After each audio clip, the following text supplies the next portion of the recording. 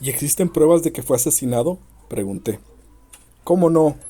Las actas están en Cuernavaca, dijo Enedino rápido. ¿Y el asesino está preso? ¿Preso? Preguntó Enedino con amargura. Si somos indios, ¿quién va a meter a la cárcel al asesino de un indio que defiende sus derechos? Elena Garro, breve historia de Aguatepec. Enedino Montiel y Antonia, su mujer, regresaban de Cuernavaca a Aguatepec, atravesando por los cerros, por los caminos reales que existían desde tiempos inmemoriales, cuando fueron sorprendidos por sicarios y ahí mismo fueron sacrificados por los enviados de sus acaudalados enemigos. Y es que Enedino los tenía, y muy poderosos.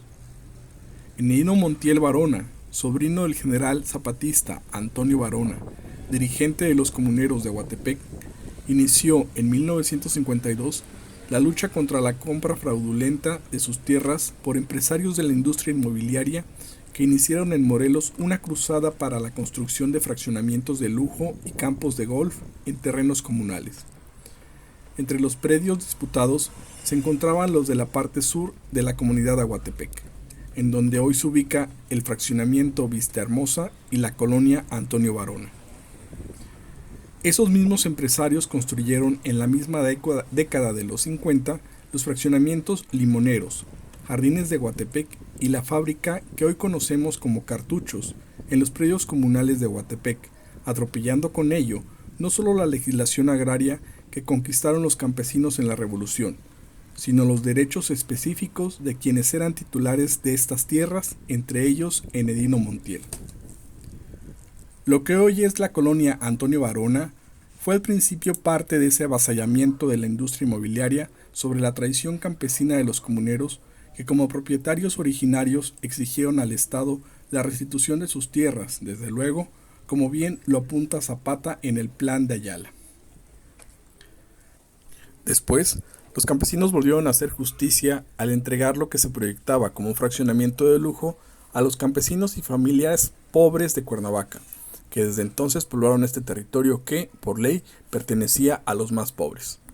La construcción de la supercarretera México-Cuernavaca, la creación de la zona industrial de Cibac, pero sobre todo el clima privilegiado de gran parte del estado de Morelos, despertó la codicia de una oligarquía política empresarial que acosaba a los campesinos para ocupar de manera ventajosa e ilegal una amplia zona de los terrenos comunales de Aguatepec para darles el uso que la modernidad exigía. La colonia Antonio Varona se creó como una colonia popular en lo que estaba diseñada como un fraccionamiento de lujo que se llamaría El Ensueño, y que tenía como sus principales inversionistas se encontraba el entonces director del Banco Nacional de México, Agustín Legorreta, el expresidente de la República, Miguel Alemán, un norteamericano de apellido Stone y algunos empresarios morelenses. A Miguel Alemán se le reconoce como el impulsor del desarrollo, como lugar de gran turismo al puerto de Acapulco y como impulsor de la autopista México-Cuernavaca, por lo cual, ya fuera del poder político, concluiría su obra modernizadora como empresario. Un vasto territorio de Morelos y de Cuernavaca estaba en sus planes.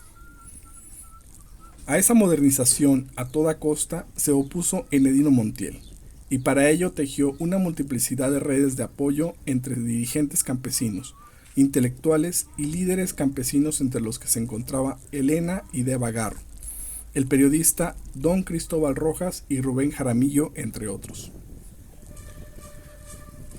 Para la defensa de su territorio, los campesinos abrieron varios frentes, legales, culturales, periodísticos y por supuesto la lucha cívica. Por ello, un gran golpe al movimiento fue la muerte de Enedino Montiel, la salida del país de Elena Garro y posteriormente el asesinato de Rubén Jaramillo. La misma Elena Garro denunció en las páginas de Presente, el periódico dirigido por Cristóbal Rojas, que un grupo de gentes conocidas en los círculos industriales, bancarios y gubernamentales querían posicionarse de esos terrenos próximos a Cuernavaca para convertirlos en fraccionamientos de lujo. Como las autoridades comunales del pueblo se habían negado a aceptar las ventas de las tierras, los banqueros, los industriales y los funcionarios habían formado una especie de mafia que golpeaba, asesinaba y encarcelaba metódicamente a los campesinos para obligarlos a firmar contratos de venta a precios irrisorios y luego venderlos el metro comprado en 20 centavos en 80 pesos. Un mes antes de su asesinato, Rubén Jaramillo denunció en una carta enviada al presidente López Mateos la situación de violencia que estaban padeciendo los campesinos colonos de la Antonio Varona, debido al hostigamiento de las fuerzas policiales federales y del gobierno del estado, así como la parcialidad de los órganos de impartición de justicia locales y federales para favorecer a los fraccionadores de El Ensueño, que en cualquier momento mandarían a demoler las viviendas construidas por los colonos. Obviamente triunfó con sus asegúnes la resistencia campesina y los caciques de la industria inmobiliaria no pudieron cumplir su ensueño, porque con todo un historial de agresiones, la Varona, como se le llama en Cuernavaca, persistió, pero no sin estigma y sin marginación. Fragmento del artículo La Varona y el estigma, de la autora Aura Hernández, publicado en El Regional el 7 de septiembre de 2020. Hola amigos de la oveja trasquilada, bienvenidos a un nuevo capítulo de nuestro canal. En esta ocasión les quiero mostrar parte de la colonia en la cual yo vivo, que es la colonia Antonio Varona, la cual se encuentra al noreste de la ciudad de Cuernavaca.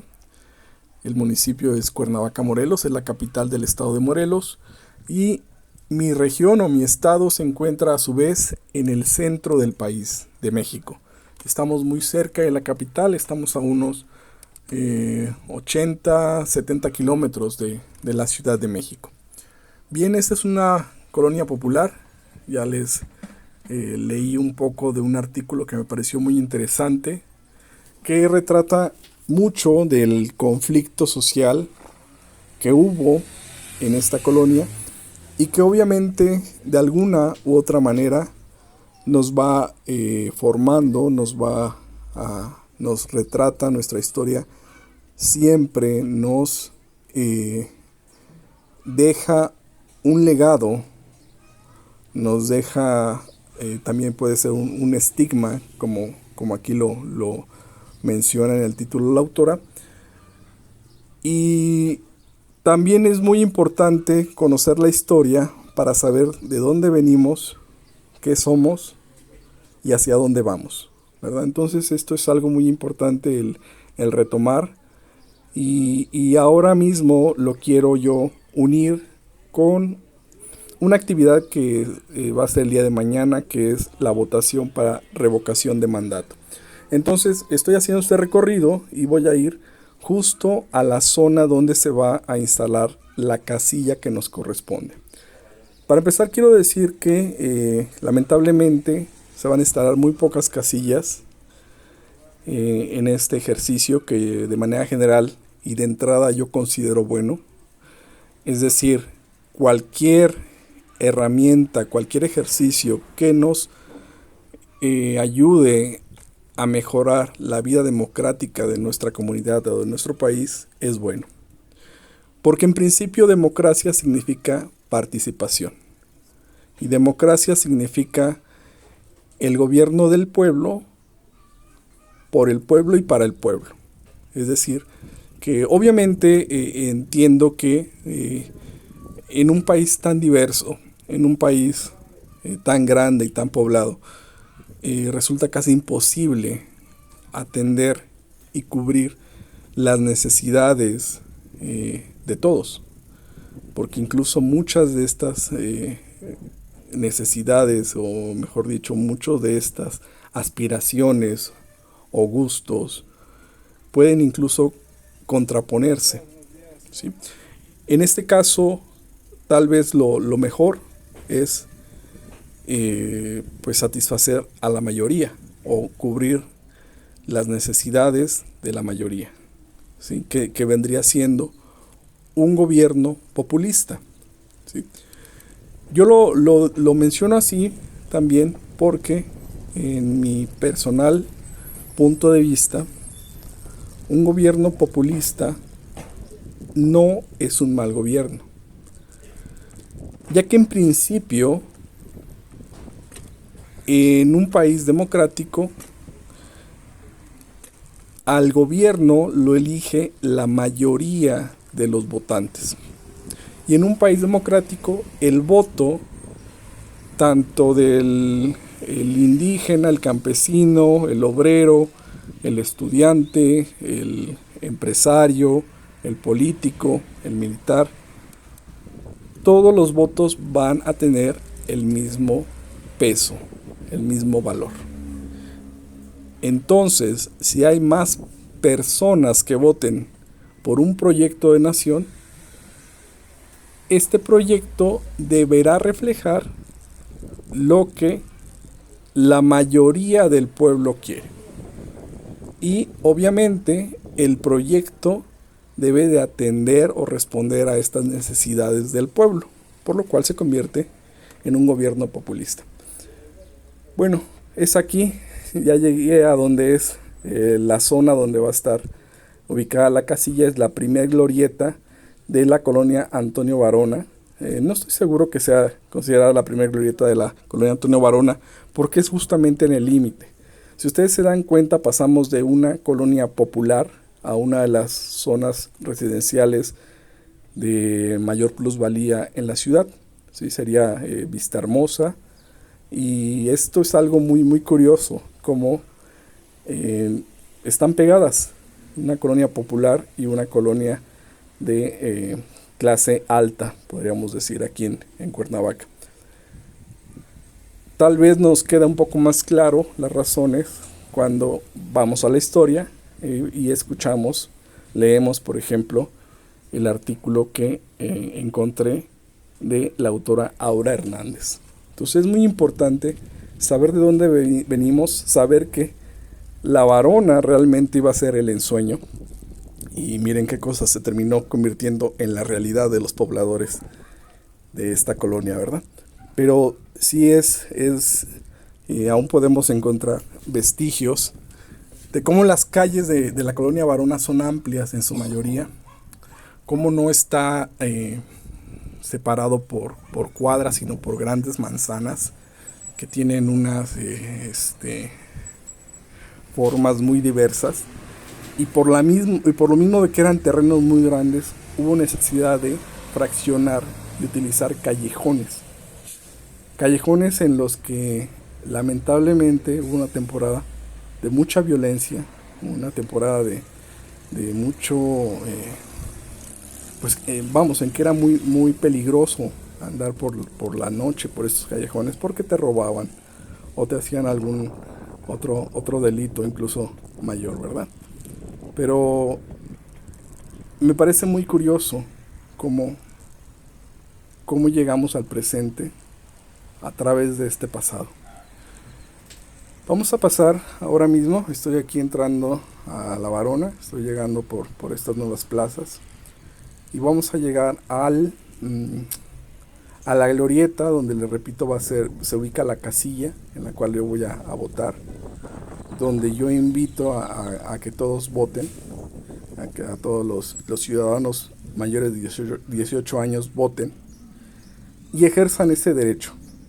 No les estoy diciendo que voten por el sí o por el no de la revocación. Ustedes voten por lo que crean, pero voten.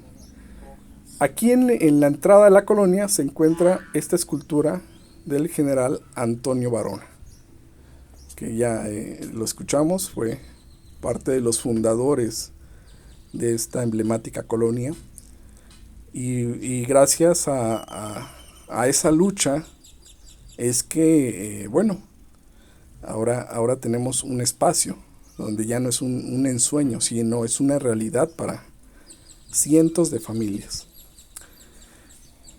Ahora aquí justo voy a intentar entrar a un fraccionamiento que se llama Bello Horizonte. Yo sé que estos fraccionamientos ya no permiten el libre tránsito. Los colonos de estos fraccionamientos argumentan que es por cuestiones de seguridad. Sin embargo, yo estoy casi seguro de que están violando algunas normas, o muchas normas. porque se están apropiando de la vía pública y están evitando el libre tránsito de los ciudadanos, en este caso como soy yo, un ciudadano mexicano. Entonces obviamente yo sé que no van a dejar entrar, pero bueno, voy a pasar a ver qué me dicen en un momentito.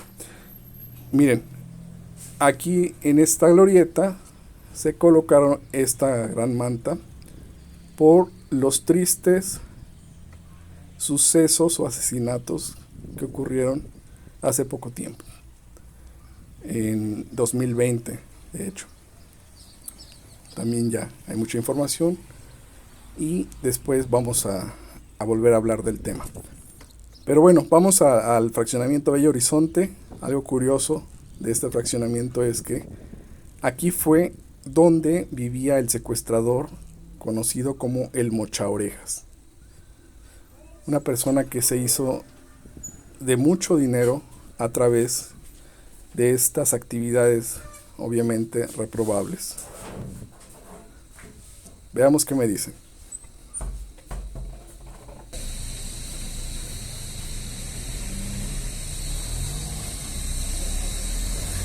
Acá no puedo dar la vuelta, ¿verdad?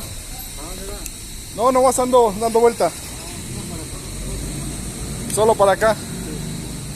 Gracias. Pero es muy curioso cómo se ha fraccionado, se ha dividido, se ha marcado. En alguna ocasión, trabajando como chofer de aplicación, no recuerdo si de Uber o de Didi, me llamaron, me pidieron de ese fraccionamiento. Recuerdo que eran unos jóvenes, era un viernes o un sábado, y seguramente estos chavos iban a disfrutar al antro. Lo que recuerdo claramente era las bromas y los comentarios de los chavos, ¿verdad? Entre ellos diciéndose de una manera despectiva. Uno le contestaba al otro: oye, hasta pareces de la varona, ¿no?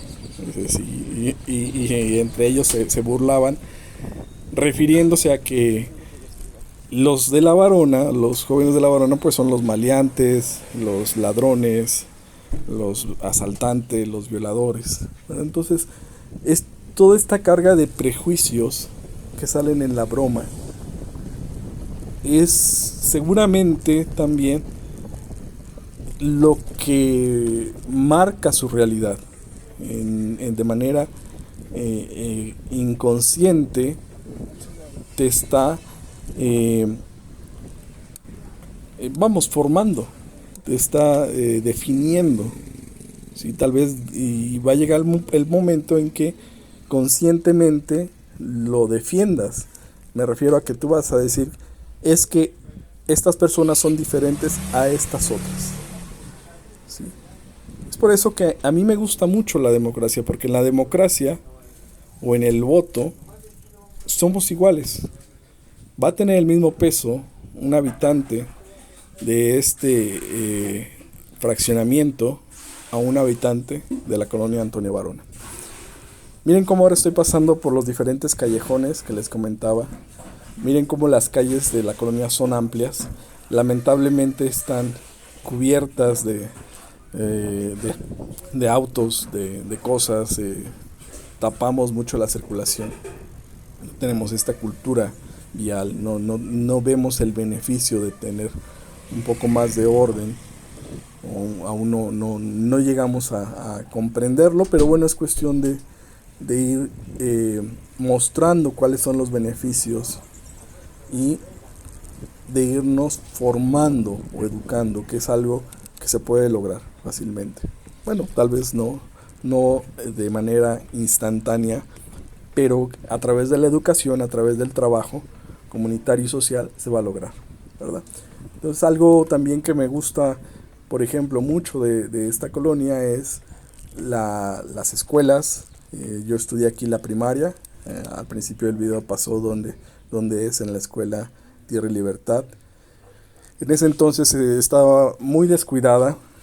Ahora que mi hija está estudiando ahí mismo la primaria, veo que ya se ha mejorado bastante las instalaciones. Tienen sus maestros, tienen los libros gratuitos, que eso es algo que yo celebro mucho, que festejo de nuestro gobierno, de la educación pública en México. Y aquí estudié la primaria. A un lado de la primaria también pasé imágenes de lo que ahora es el centro de salud. Y bueno, en ese entonces ahí estaba la biblioteca pública, biblioteca que lamentablemente y tristemente desaparecieron, y esa fue una de las razones por las cuales yo decidí iniciar el proyecto de la biblioteca comunitaria Tonantzin, la cual afortunadamente ha tenido muy buena respuesta. En la actualidad tenemos más de 3,000 libros y bueno, ahora la problemática es que necesito acondicionar el lugar, necesito impermeabilizar, y bueno, ahí estamos un poco detenidos porque bueno, significa inversión que por desgracia no cuento con ella en el momento. Pero bueno, aquí ya voy de regreso a casa. De nuevo estoy pasando por la primaria. Ese edificio que vemos al fondo es la primaria. Tierra y Libertad, el turno matutino, y Otilio Montaño en el turno vespertino. Otros puntos positivos de la colonia son las diferentes iglesias, y lo menciono como punto positivo porque las iglesias son de los principales actores comunitarios. ¿Sí? Ellos tienen esta capacidad de unir a los diferentes pobladores y de unificar sobre todo el trabajo, enfocarlo. Cuando dicen vamos a cooperar para esta actividad, vamos a hacer trabajo en esta actividad, es ¿cómo decirlo? Vamos, muy eficientes en su trabajo. ¿Sí? Otro punto que celebro mucho de la colonia es este que voy a pasar aquí a la derecha. Está un centro de reciclaje. Ya bueno, se alcanza a ver rápidamente, ya tomé el camión. Los centros de reciclaje de la colonia me encantan porque son los lugares más ecologistas de las colonias populares. Ahí te compran diferentes materiales que de otra manera serían para desecho. Y bueno, ya llegamos aquí a las famosas tortibuenas, a las ensaladas más ricas y a la biblioteca comunitaria de la colonia Antonio Varona. Muchas gracias, amigos, por ver este video. Los invito a que voten este domingo. Gracias.